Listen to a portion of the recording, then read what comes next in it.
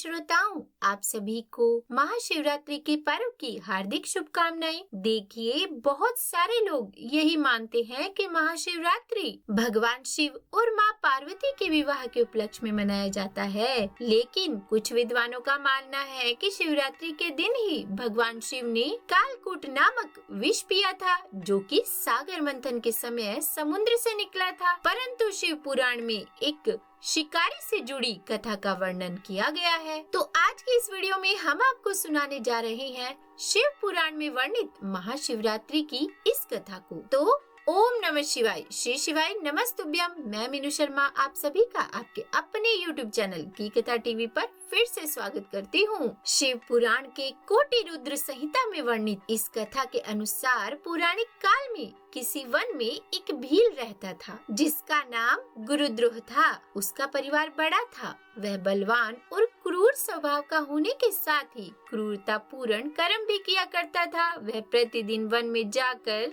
हिरण और अन्य जानवरों को मारता और वहीं रहकर नाना प्रकार की चोरियां करता था। उसने बचपन से ही कभी कोई शुभ काम नहीं किया था और इस प्रकार वन में रहते हुए उस दुरात्मा भील का बहुत समय बीत गया।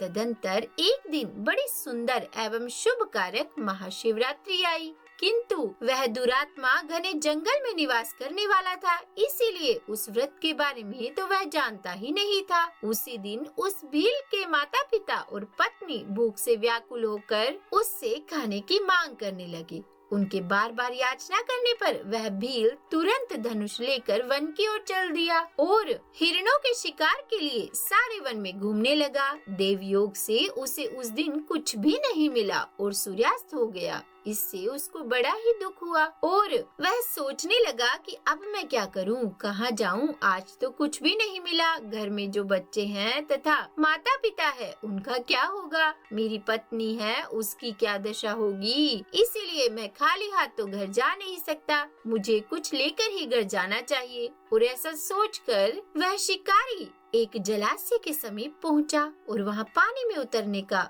घाट था। वहां जाकर खड़ा हो गया और मन ही मन यह विचार करने लगा कि यहाँ कोई न कोई जीव पानी के लिए अवश्य आएगा। उसी को मारकर उसे साथ लेकर प्रसन्नता पूर्वक अपने घर जाऊंगा। और ऐसा निश्चय करके वह व्याघ्र यानी कि वह शिकारी एक बेल के पेड़ पर चढ़ गया और वहीं जल साथ लेकर ही बैठ गया। अब उसके मन में केवल यही चिंता थी कि कब कोई जीव आएगा और कब मैं उसे मारूंगा और कब मैं घर जाऊंगा। और इसी प्रतीक्षा में भूख और प्यास से पीड़ित वह वहाँ बैठा रहा और इस तरह काफी रात हो गई। और जब रात का पहला प्रहर आरंभ हुआ तो एक प्यासी हिरनी वहाँ आई, जिसे देखकर उस शिकारी को बड़ी ही प्रसन्नता हुई और उसने तुरंत ही उसे मारने के लिए अपने धनुष पर एक बाण का संधान कर लिया। पर ऐसा करते हुए उसके हाथ के धक्के से थोड़ा सा जल और बिल्वपत्र नीचे गिर पड़े। उस पेड़ के नीचे ही शिवलिंग भी रखा हुआ था,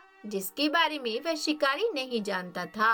और इस तरह वो जल और बिल्वपत्र से शिव जी की प्रथम प्रहर की पूजा संपन्न हो गई। उस पूजा के माध्यम से उस व्याघ्र का बहुत सा पाप तत्काल ही नष्ट हो गया।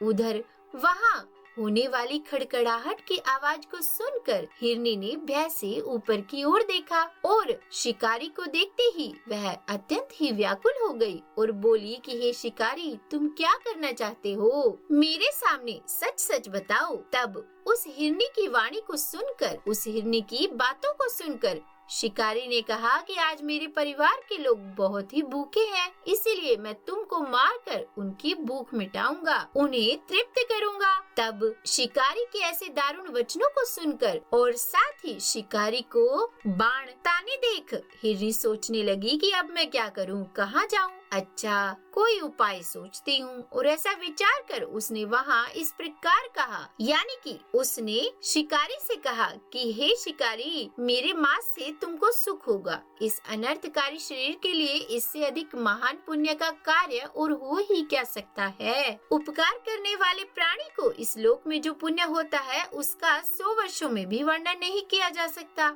परंतु इस समय मेरे सभी बच्चे मेरे आश्रम में ही हैं। मैं उन्हें अपनी बहन को, अपने स्वामी को सौंपकर लौट आऊंगी। कृपया करके तुम मेरी इस बात को मिथ्या न समझो। मैं फिर से तुम्हारे पास अवश्य लौट कर आऊंगी, क्योंकि सत्य से ही धरती टिकी हुई है, सत्य से ही समुद्र अपनी मर्यादा में स्थित है और सत्य से ही निर्झर से जल की धाराएं गिरती है। सत्य में ही सब कुछ स्थित है। तब हिरनी के ऐसा कहने पर जब शिकारी ने उसकी बात नहीं मानी, तब उसने अत्यंत विस्मित एवं भयभीत हो पुनः इस प्रकार कहना आरंभ किया कि हे शिकारी, सुनो, मैं तुम्हारे सामने शपथ खाती हूँ कि मैं अपने बच्चों को अपने स्वामी को सौंपकर तुम्हारे पास अवश्य लौट आऊंगी। देखो, ब्राह्मण यदि वेद बेचे और तीनों काल संध्या वंदन ना करे तो उससे जो पाप लगता है, पति की आज्ञा का उल्लंघन करके स्व इच्छानुसार कार्य करने वाली स्त्रियों को जिस पाप की प्राप्ति होती है,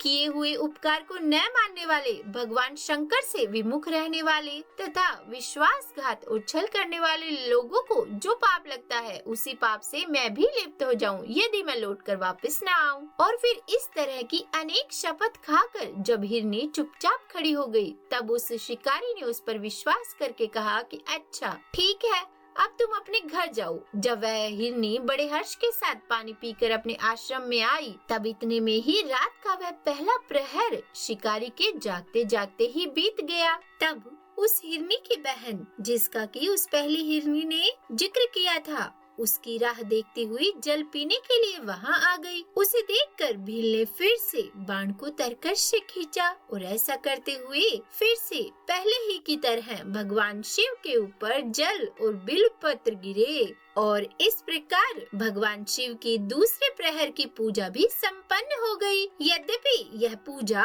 उससे अनजाने में ही हुई थी, लेकिन शिकारी के लिए सुखदायिनी हो गई। हिरनी ने उसे बाण खींचते हुए देखा और शिकारी से कहा कि हे शिकारी, ध्यान से सुनो, मेरा देह धारण करना सफल हो गया, क्योंकि इस अनित्य शरीर के द्वारा उपकार होगा, परंतु जो मेरे छोटे छोटे बच्चे मेरे घर में हैं, मैं चाहती हूँ कि मैं उन्हें एक बार अपने स्वामी को सौंप दूं। उसके बाद मैं तुम्हारे पास फिर से अवश्य लौट आऊंगी। तब उस हिरनी की बातों को सुनकर व्याघ्र यानी कि शिकारी बोला कि मुझे तुम्हारी बात पर विश्वास नहीं है, मैं तो तुम्हें मारूंगा, इसमें कोई संशय ही नहीं है। तब शिकारी की बातों को सुनकर वह हिरनी भगवान विष्णु की शपथ खाती हुई बोली कि जो कुछ मैं कहती हूँ उसे तुम ध्यान से सुनो।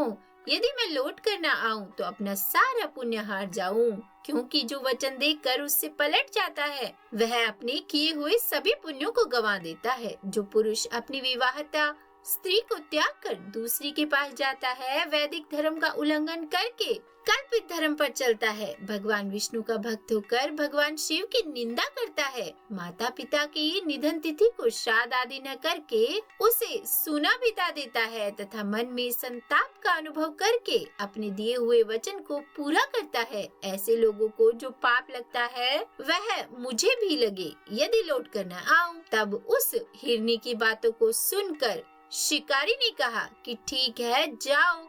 उसके बाद वह हिरनी भी जल पीकर हर्ष पूर्वक अपने आश्रम को गई और इस प्रकार रात्रि का दूसरा पहर भी शिकारी के जागते जागते ही बीत गया और शुरू हुआ तीसरा प्रहर। उसी समय तीसरा प्रहर आरंभ हो जाने पर हिरनी के लौटने में विलंब हुआ जानकर वह शिकारी वही पेड़ के ऊपर ही इधर उधर नजरें घुमा के चारों ओर देखने लगा और उसकी खोज करने लगा। तब इतने में ही उसने जल के मार्ग में एक हिरण को देखा। वह बड़ा ही हष्ट पुष्ट था। उसे देखकर शिकारी को बड़ा ही हर्ष हुआ और वह धनुष पर बाण रखकर उसे मार डालने को तैयार हुआ और ऐसा करते समय जैसा कि पहले 2 बार हुआ था वैसा ही इस बार भी हुआ। कुछ जल की बूंदे और बिल्व पत्र शिवलिंग पर गिरे और सौभाग्य से भगवान शिव के तीसरे पहर की पूजा भी उसके द्वारा संपन्न हो गई और इस तरह भगवान ने उस पर अपनी दया दिखाई। पत्तों के गिरने की आवाज सुनकर उस हिरण ने शिकारी की ओर देखा और पूछा